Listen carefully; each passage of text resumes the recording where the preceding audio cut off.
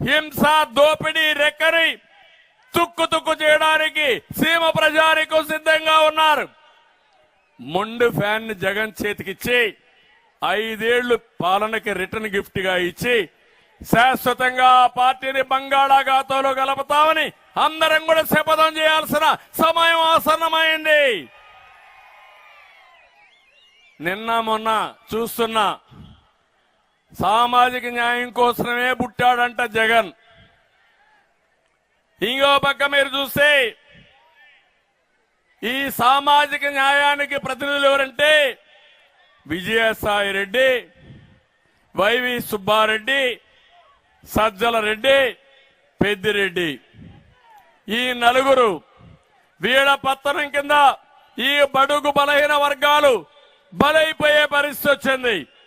నేను అడుగుతున్నా, ఉత్తరాంధ్రలో ఇక్కడ నాయకులు లేరా అని మిమ్మల్ని అడుగుతున్నా. వీళ్ళ పెత్తనం ఏంటని అడుగుతున్నా. నేనున్నప్పుడు చేసింది ఇక్కడుండే ప్రజానీకం వాళ్లే పెత్తనం చేశారు. ఇక్కడుండే అయ్యన్న పాత్రుడు గారు లేకపోతే సత్యనారాయణ మూర్తి వీళ్లు పెత్తనం చేశారు తప్ప బయట వాళ్ళు కాదు. మళ్ళీ మీకే పెత్తనం ఇస్తాం.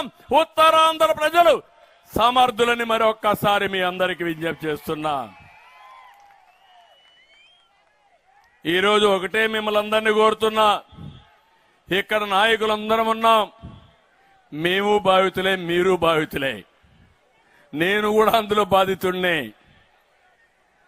ఈరోజు అయ్యన్న పాత్రుడు సీనియర్ నాయకుడు, కడాన ఆయనపై నిర్భయ కేసే పెట్టేశారు, అటెంప్ట్ టు రేప్.